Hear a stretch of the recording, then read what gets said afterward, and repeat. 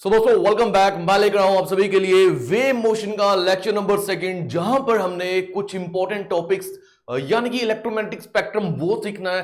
Amplitude क्या होता है, फ्रीक्वेंसी क्या होती है, वेवलेंथ क्या होती है और साथ ही टाइम पीरियड क्या होता है, हम इसके बारे में बात करेंगे। दोस्तों इलेक्ट्रोमैग्नेटिक स्पेक्ट्रम के अंदर जितनी भी तरह की वेव्स रहती हैं, चाहे वो रेडियो हो, माइक्रो हो, इंफ्रा हो, लाइट हो, अल्ट्रा हो, एक्सरेज हो, गामा रेज हो, इन सब के यूजेस हम सीखेंगे। इन सब की वेवलेंथ और फ्रीक्वेंसी के बारे में जानकारी हम लेंगे और साथ ही जितने भी शॉर्ट क्वेश्चन रहेंगे आपके एग्जामिनेशन में, जो आज तक पूछे गए हैं या आने वाले समय पे पूछे जाएंगे, वो सब भी हम इस लेक्चर के अंदर आपको बताने वाले हैं। दोस्तों मेरा नाम पंकी कपूर, आप सब देख रहे हो मंजिल भारत यूट्यूब चैनल। आप लीजिए screenshot, then we will start.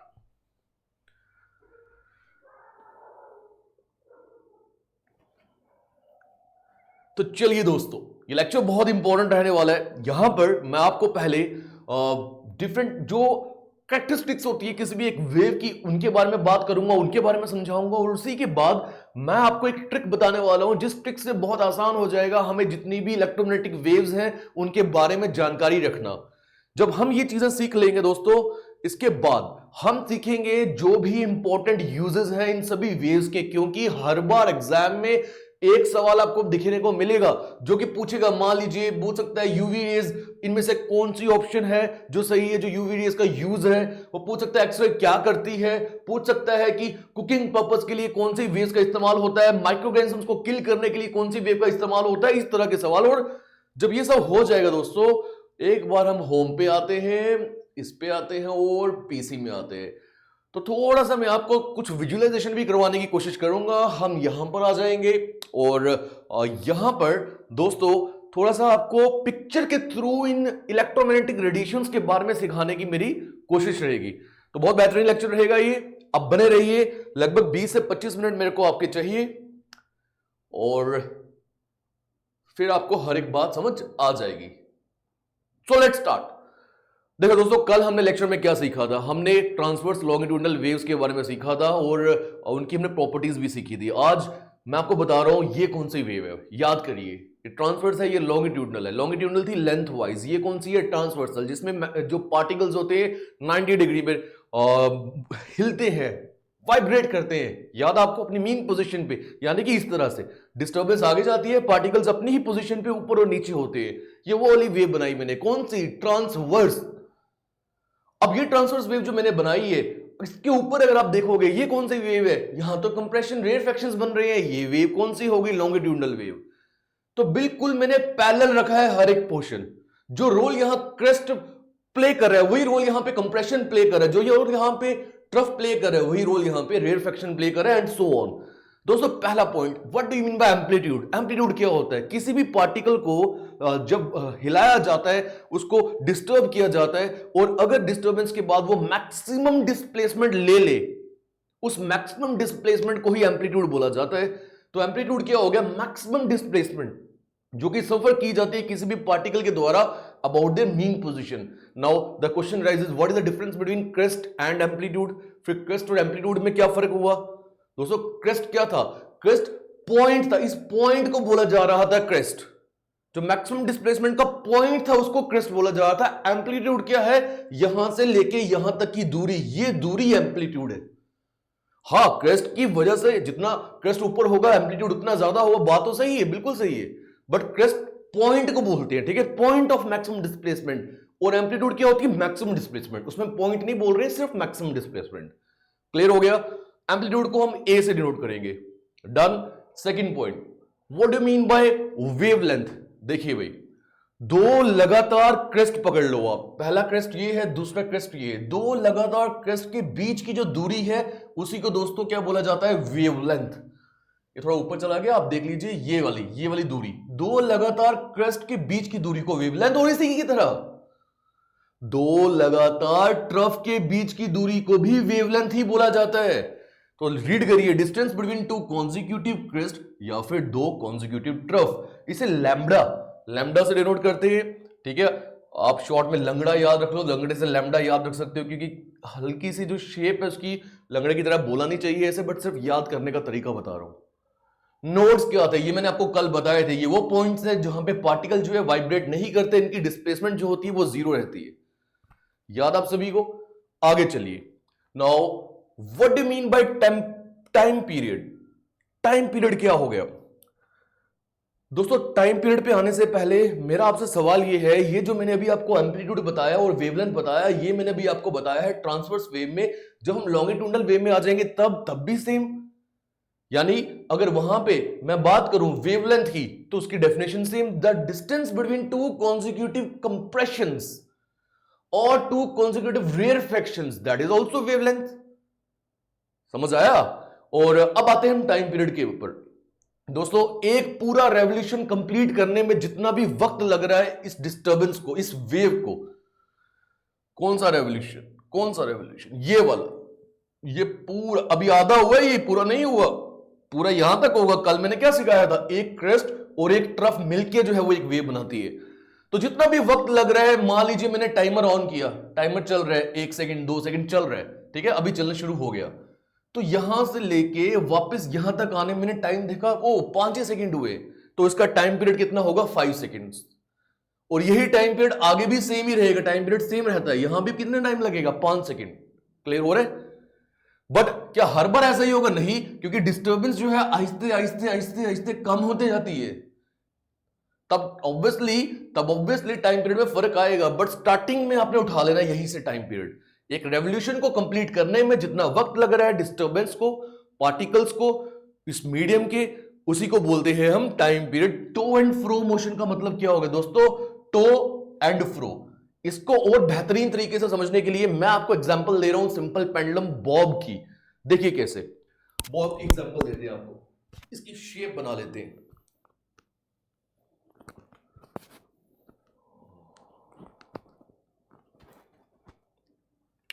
दोस्तों ये मैंने बनाया बॉब, याद आ रहा है आपको? बॉब सिंपल पेंडुलम, इसी को बॉब बोलते हैं। घड़ी में भी होता है सिंपल पेंडुलम।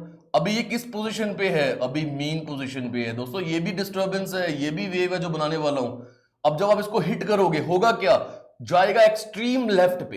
एक्सट्रीम लेफ्ट पे गया, जिस तरह से ये एक्सट्रीम लेफ्ट पे गया उसी तरह से देखो ये आ गया एक्सट्रीम लेफ्ट। देख रहे हो? अब क्या होगा? ये वापस आएगा अपनी मीन पोजीशन पे।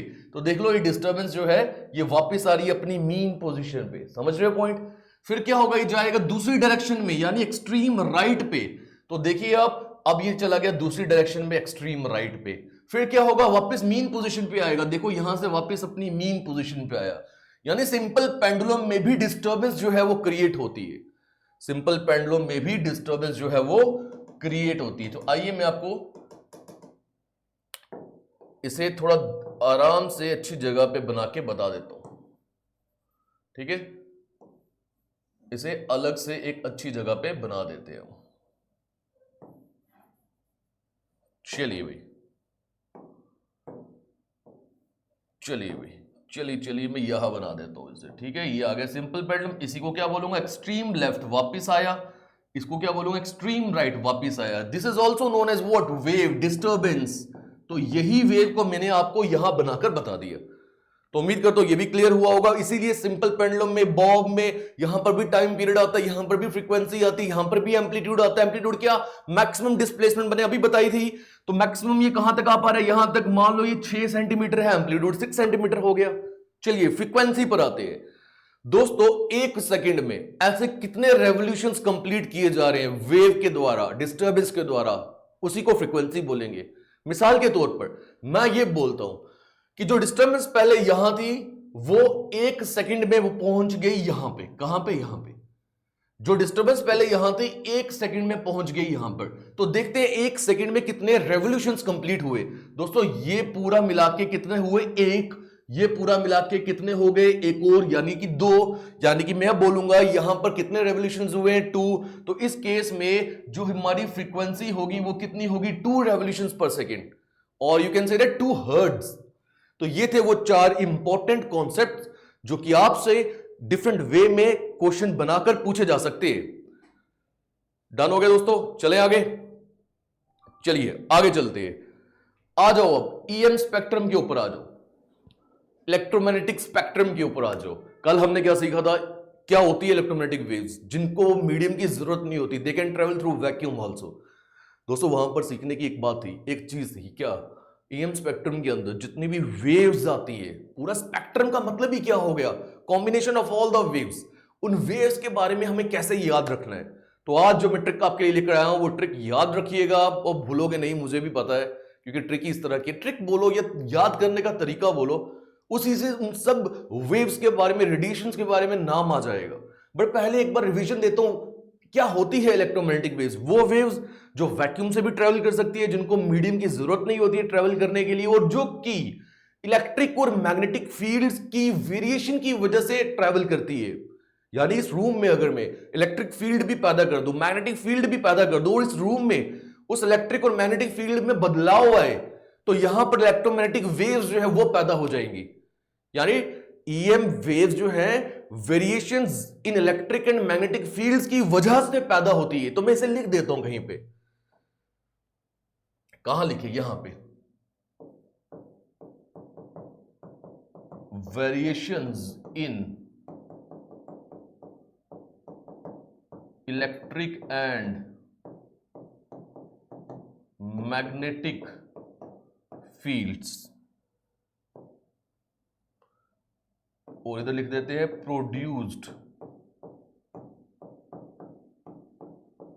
Because of. क्लियर हो गया पॉइंट। यानी प्रोड्यूस होती है वेरिएशंस की वजह से इलेक्ट्रिक और मैग्नेटिक फील्ड की, और they can travel through vacuum also, doesn't need any material medium for the propagation. Clear हो गया। बहुत बार बोल रहा हूं ताकि लेक्चर के दौरान आपको याद हो जाए। अब सुनिए वो ट्रिक क्या थी जो आपको याद रखनी है, याद यही रखना है, remember me, I love your XGF।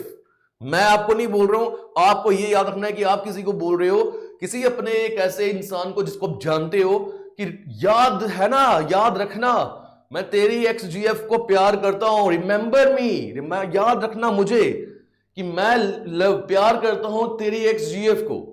अब ये देखा जाए तो गलत बात है, बट क्या करें, अब याद करने का तरीका यही है। Again I am repeating that, remember me, I love your XGF।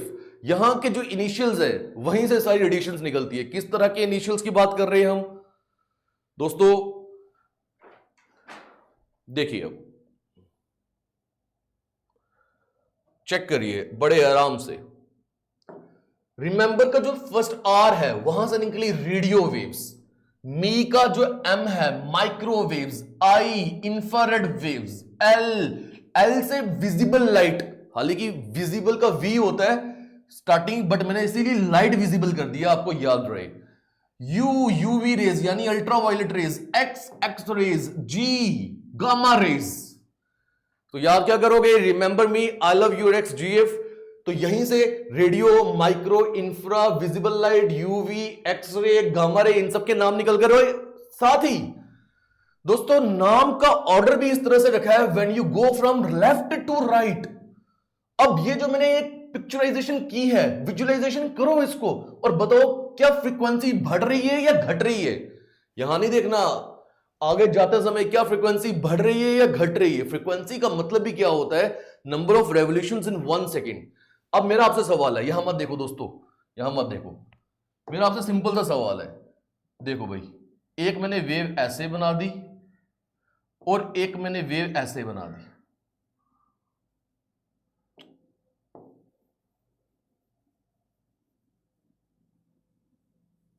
और मैं बोलता हूं 1 सेकंड होता है यहां से लेके यहां तक, 1 सेकंड हो गया, ठीक। मैंने यहां टाइमर ऑन किया और 1 सेकंड यहां तक हो रहा है। तो ऊपर देखो कितनी रेडिएशंस है, रेवोल्यूशंस आए। ये आ गया हमारा पहला, ठीक है, ये आ गया हमारा पहला, क्योंकि इसको पूरा इस तरीके से बनाओगे ना। ये आ गया हमारा दूसरा 2, और ये आ गया हमारा ऑलमोस्ट 3। ऊपर आ रहे हमारे 3 हर्ट्ज, 3 रेवोल्यूशंस पर सेकंड। नीचे देखिए आप, इसको भी ऐसे कर देते हैं, नीचे देखिए आप, ये आ गया 1 2 3 4 5 6 7 8 9 10 11 12, ये तो 12 से भी ऊपर है। नीचे आ रही है 12 हर्ट्ज। तो आप खुद मुझे बताइए, जब ये साथ साथ होंगे, पास पास होंगे, तो फ्रीक्वेंसी ज्यादा होगी ना। वही मैंने आपसे पूछा इस पोर्शन के अंदर कि अब आप बताइए फ्रीक्वेंसी बढ़ रही है या घट रही है। पास पास है, यहां बढ़ रही है, यहां कम है। यानी when you go from left to right frequency will increase. वही मैंने बोला, फ्रीक्वेंसी जो है that will increase from left to right, but wavelength जो है that will decrease from left to right. अब वो किस तरह से, आइए वो भी देख लीजिए आप। There is a relation between frequency and wavelength, inverse relation. जब फ्रीक्वेंसी ज्यादा होगी तो वेवलेंथ कम, जब फ्रीक्वेंसी कम होगी तो वेवलेंथ ज्यादा। ठीक, ये रेडिएशंस की फ्रीक्वेंसी भी होगी, इनकी वेवलेंथ भी होगी। मैंने बताया क्या होती है फ्रीक्वेंसी और वेवलेंथ। तो फिलहाल के लिए आपको ये याद रखना है, ये जो आपने एक ट्रिक या एक शॉर्टकट याद रखा है, remember me I love you XGF, यहां से जो भी नाम निकल कर आते हैं रेडिएशंस के, from left to right frequency will increase, from left to right wavelength will decrease, और उल्टा अगर राइट से लेफ्ट आओगे फ्रीक्वेंसी घटेगी बट वेवलेंथ बढ़ेगी। क्लियर है पॉइंट दोस्तों। यहां पर ये जो विजिबल लाइट है इसको अलग से भी एक बार देख लीजिएगा। विजिबल लाइट ये वही लाइट है जिसकी वजह से हम देख पा रहे हैं, इट विल मेक और it make the things able to see. रोशनी है तभी तो हम चीजों को देख पा रहे हैं। तो विजिबल लाइट के कलर आपको याद होंगे, 7 रंग होते हैं। विब गियर याद है ना आपको, विब गियर। तो मैंने राइट टू लेफ्ट लिखा है VIBGYOR, VIBGYOR. Violet, indigo, blue, green, yellow, orange, red, ये कलर्स हैं। कलर कॉम्बिनेशन सीखे है ना आपने। तो दोस्तों ये याद रखिएगा, ये 400 nanometre from right to 700 nanometre to left. और नैनोमीटर किसका यूनिट था याद है आपको, वेवलेंथ का, लैम्डा का। वेवलेंथ एंगस्ट्रॉम में भी मेजर होती है, ये भी मैंने बताया है, एंगस्ट्रॉम में भी। और लैम्डा, सॉरी लैम्डा तो चलो उसका सिंबल है, और नैनोमीटर में भी, मीटर में भी होती है। ठीक है, तो आप मुझे ये बताइए, from violet to red wavelength क्या हो रही है? वेवलेंथ बढ़ रही है, देख रहे हो ना, 400 टू 700 हो गई। तो इसका मतलब साफ है, from right to left wavelength अगर बढ़ रही है तो फ्रीक्वेंसी जो है ऑब्वियसली वो घट रही होगी। Red colour has the maximum wavelength बोला जाता है, तो देख लो ना रेड कलर की वेवलेंथ कितनी आ रही है, 700। और वॉयलेट कलर की लीस्ट वेवलेंथ कितनी होती है, 400 नैनोमीटर। इन दोनों की याद रखनी है, इन्हीं की पूछी जाती है, बीच की पूछी नहीं जाती। हाँ, कंपैरिजन करके जरूर पूछ सकता है, बोल सकता है 4-5 वो दे देगा आपको कलर्स और बोलेगा इनको इंक्रीजिंग या डिक्रीजिंग ऑर्डर में लगाओ इनकी वेवलेंथ या फ्रीक्वेंसी के। अगर मैं आपको यहां से 3 दे दूं, रेडियो, माइक्रो, इंफ्रा, तो क्या आप इंक्रीजिंग ऑर्डर में नहीं लगा सकते? किसकी इंक्रीजिंग में? फ्रीक्वेंसी की। हाँ लगा सकते हैं। रेडियो की सबसे कम, तो पहले रेडियो आएगी ना, इस तरह से आएगा। फिर उससे ज्यादा किसकी है, माइक्रो। उससे ज्यादा किसकी है, इंफ्रा। तो देखो इंफ्रा की सबसे ज्यादा, जिसकी तरफ 2 मुंह होते हैं उसकी तरफ ज्यादा बोला जाता है, फिर माइक्रो आता है, फिर रेडियो आता है। क्या क्लियर हो रहा है ये पॉइंट? ठीक है, रेडियो की सबसे कम बोलेंगे ना, फिर उससे ज्यादा किसकी है, माइक्रो की, और उससे ज्यादा किसकी है, इंफ्रा की। तो ये था कंप्लीट पोर्शन जो मैंने यहां पर आपको इन रेडिएशंस के बारे में सिखाया। दोस्तों यहां पर बात उठती है किसकी, ये जितने भी आपने रेडिएशंस बताई सर इनमें सवाल क्या आएंगे? सवाल आ सकता है, रेडियो वेव का इस्तेमाल कहां होता है, माइक्रोवेव, इंफ्रारेड वेव्स का इस्तेमाल कहां होता है, और सभी का नाम इस तरह से यूज किया जा सकता है। तो मैंने हर रेडिएशन के आगे उनके जो भी यूजेस आज तक एग्जाम में पूछे गए हैं वो मैंने लिखे हैं। इनको पी लो बस, अब आप इनको याद कर लो, आप क्रैम करो, कुछ भी करो, सवाल आएगा एग्जाम में। देखो दोस्तों, रेडियो वेव्स नाम से पता चल रहा है, रेडियो इसका मतलब साफ है कि रेडियो और टीवी सिग्नल्स की ब्रॉडकास्टिंग के लिए रेडियो वेव्स का इस्तेमाल होता है। ट्रांसमीटर जो यूज करता है, नाम से याद आ रहा है, रिपीट करते हैं, रेडियो का मतलब क्या हो गया? अरे नाम से ही हमें मिल रहा है कि रेडियो सिग्नल और टीवी सिग्नल की ब्रॉडकास्टिंग के लिए रेडियो वेव्स का इस्तेमाल होता है। आगे चलिए, माइक्रोवेव्स। अरे माइक्रोवेव हमारे घर में लगा होता है और उससे हम क्या करते हैं, कुकिंग पर्पस। तो माइक्रोवेव जो है ये कुकिंग पर्पस जो है उसके लिए यूज होता है। और माइक्रोवेव्स के जरिए जो स्पीड होती है व्हीकल्स की, क्रिकेट बॉल की, याद रखिएगा, वो भी मेजर करते हैं। जो आप IPL मैचेस या जितने भी T20 मैचेस देखते हो ना, बैट्समैन शॉट मारता है उसकी भी स्पीड बताई जाती है, बॉलर बॉल करवाता है उसकी भी स्पीड बताई जाती है। तो माइक्रोवेव्स का इस्तेमाल किया जाता है। इंफ्रारेड वेव्स, देखो दोस्तों, इंफ्रा से हीट पैदा होती है क्योंकि ये सूरज की रोशनी से इंफ्रारेड रेज निकल रही है। तो इंफ्रा से आप याद रखोगे हीट, तो हीट है तो सोलर कुकर इसके लिए काम आता है। वेदर फॉरकास्टिंग यानी मौसम पहले से ही जानकारी लेना उसके काम आता है। और सैटेलाइट में आर्मी पर्पसेस के लिए भी काम आता है। दोस्तों विजिबल लाइट मैंने अभी बताया आपको कि इसकी वजह से हमें चीजें बड़ी आसानी से दिखती है, तो it will make things able to see. UV rays, UV कौन सी होगी, अल्ट्रावायलेट रेज। अल्ट्रावायलेट रेज जो है बैक्टीरिया को खत्म करता है, स्टेरिलाइजेशन के काम आता है। आपको पता है जब न्यूली बोर्न बेबीज होते हैं उनके जो जितनी भी ऑब्जेक्ट्स यूज किए जाते हैं, यानी उनको दूध पिलाने के लिए जिस बोतल का इस्तेमाल होता है, उनको पानी पिलाने के लिए जिस छोटी बोतल का इस्तेमाल होता है, उनको जिस स्पून का इस्तेमाल किया जाता है, उन सबको बार बार जो उनकी मदर है वो स्टेरलाइज करती है। सुना होगा आपने। अब वो स्टेरलाइज क्या करती है कि अगर कोई बैक्टीरिया इसके साथ लग चुका है तो उसे स्टेरलाइज कर दिया जाए, उबालना आप कह सकते हो, बैक्टीरिया को रिमूव करने के लिए और भी तरीके होते हैं। तो यूवी रेडिएशंस की वजह से स्टेरलाइजेशन किया जाता है, साफ करना। बर्गलर्स अलार्म में भी यूवी रेडिएशंस का इस्तेमाल किया जाता है। आगे सुनिए, एक्सरेज। अरे यार, एक्सरेज से हम बचपन से डील करते आ रहे हैं। जब भी हम गिरते हैं, हमारी कोई हड्डी टूटती है, कोई बोन फ्रैक्चर होती है, तो बोला क्या जाता है, जाइए एक्सरे करवा के आइए आप। तो एक्सरे क्या करता है, ये डिटेक्ट करता है फ्रैक्चर। खाली फ्रैक्चर एक इंसान में नहीं, एक बॉडी में नहीं, बल्कि वो फ्रैक्चर ब्रिज में भी आ सकता है। जो बड़े बड़े लोहे के ब्रिजेस बने होते हैं, वहां पर भी अगर फ्रैक्चर आ गया और हमें मालूम ना चले तो वो ब्रिज तो ढल जाएगा, टूट जाएगा, एक्सीडेंट्स होने के चांसेस है। बड़ी बड़ी बिल्डिंग्स जो होती है उनमें भी अगर कहीं क्रैक्स डेवलप हो जाए, वो बिल्डिंग कोलैप्स कर सकती है। तो उन बिल्डिंग्स में भी एक्सरे लिए जाते हैं, उनके उस जो मैंने अभी बताया, ब्रिजेस में भी एक्सरे लिए जाते हैं, ताकि हमें जो भी फॉल्ट है, जो भी क्रैक है, जो भी ब्रेकेज है, उसे डिटेक्ट करने में आसानी हो एक्सरेज के जरिए। दोस्तों, जब भी आप किसी एक सेंसिटिव प्लेस पे गए हो, जैसे एयरपोर्ट हो गया, या फिर मान लीजिए रेलवे स्टेशन, किसी हद तक, हर रेलवे स्टेशन में नहीं होता है, किसी किसी रेलवे स्टेशन में होता है, मेनली मैं एयरपोर्ट की बात करता हूं। अगर आप गए हो तो जरूर आपने सुना होगा वहां पर, या देखा होगा, हमारे जो भी बिलोंगिंग्स होते हैं, हमारा बैग, वो एक मशीन के थ्रू पास ऑन करते हैं और पिक्चर पूरी दिखती है उस मशीन के थ्रू। हमें दिखता है कि हमारे बैग में कोई भी एक एक्सप्लोजिव मटेरियल या कोई भी अनवांटेड जो चीज है वो पड़ी तो नहीं हुई है।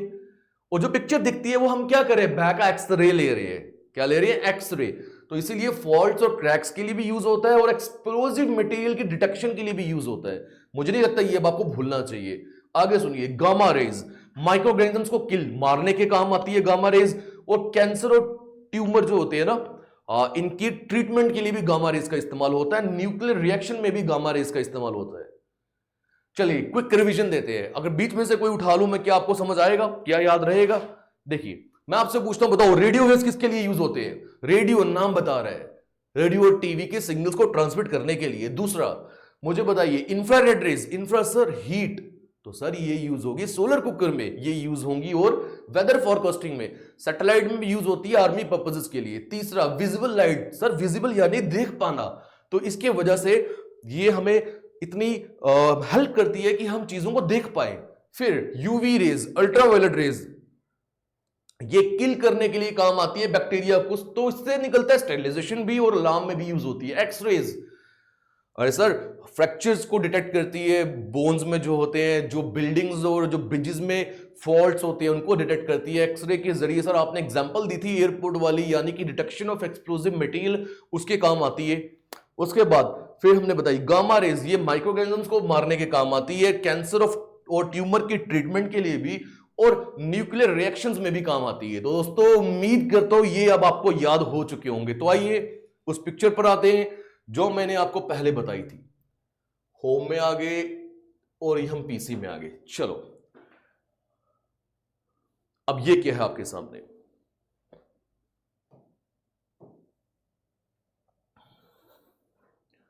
Types of electromagnetic radiation. देखो क्या क्या नाम थे, remember me I love you XGF, radio, remember से, आई से, सॉरी मी से, माइक्रो, आई से, infra, remember me, I, love, love से क्या, लाइट, विजिबल लाइट, यू से यानी यूवर्स से, अल्ट्रावायलेट, एक्सरेज, GF से, गामा रेज, ये वही नाम आ गए। ये वही फिगर जो मैंने अभी आपको बताई थी। देखो फ्रीक्वेंसी बढ़ रही है बट वेवलेंथ क्या हो रही है, घट रही है। दोस्तों इसी के नीचे इनके यूजेस भी बताए हैं जो मैंने आपको अभी लर्न करवा दिए। क्या, रेडियो वेव्स, तो use to broadcast radio and television, radio television के ब्रॉडकास्ट के लिए रेडियो वेव्स का इस्तेमाल होता है। दूसरा माइक्रोवेव्स, देखो ये माइक्रोवेव बना है, चीजों को देखोगे तो याद ज्यादा देर तक रहेंगी। तो use in cooking, radar and telephone and other signals में भी काम आती है। इंफ्रारेड, देखो इंफ्रा से मैंने हीट बोला था, तो transmits heat from sun, fires, radiators. Visible से मैंने क्या बोला था, makes things able to see easily. आगे सुनिए, यूवी रेस कौन सी होती है, ये हमारी स्किन एब्जॉर्ब करती है, इसीलिए यूवी रेस को ताकि हमारे जमीन तक पहुंचे ना, ओजोन लेयर बनी हुई है, याद है ना, ओजोन लेयर में होल हो चुका है अंटार्कटिका में और उसे हील भी किया जा रहा है। तो हालांकि यूवी रेज अगर पहुंचेगी जमीन तक तो हमारी स्किन में कैंसर हो सकता है, और फ्लोरेसेंट ट्यूब्स में भी यूज होती है। चलिए, X rays use to view inside of bodies and objects, चीजों के अंदर का व्यू देखने के लिए एक्सरे लिया जाता है। और बचपन से हम बोलते हैं ना, जाइए यार तेरे को अगर लगी है एक्सरे लेके आ। हम कान का भी एक्सरे करवाते हैं, हम हड्डियों का भी एक्सरे करवाते हैं, अगर कभी लगेगी तभी करवाएंगे। बट ये भी बोला जाता है बार बार बॉडी में एक्सरे करवाना नहीं चाहिए इंसान को। कारण क्या? कारण ये कि हमारे जो बॉडी के सेल्स है उन पे बुरा प्रभाव, बुरा असर पड़ सकता है। आगे, गामा रेज, ये मेडिसिन में यूज होती है कैंसर किल करने के लिए। कैंसर के जो भी सेल्स हैं उनको मारने के काम आती है। अब बताओ, भूलेगा आपको ये पूरा लेक्चर? इसमें एक सवाल अगर आपको एग्जाम में ना दिखा तो आप दोबारा आइएगा, किसी वीडियो के नीचे कमेंट करिएगा, और अगर दिखेगा तो याद जरूर आएगी कि मैंने आपको कुछ पढ़ाया था इसके बारे में। तो दोस्तों, जो भी इस लेक्चर के रिलेटेड पर्टेनिंग आप पूछना चाहते हो, कुछ बोलना चाहते हो, कोई आपका व्यू है, comment section is all yours. आप वहां टाइप करिए और बताइए ये लेक्चर आपको कैसा लगा। सवाल है तो कुछ पूछ सकते हैं। और if you want to follow me on Instagram, तो मेरा हैंडल है पंकिल कपूर।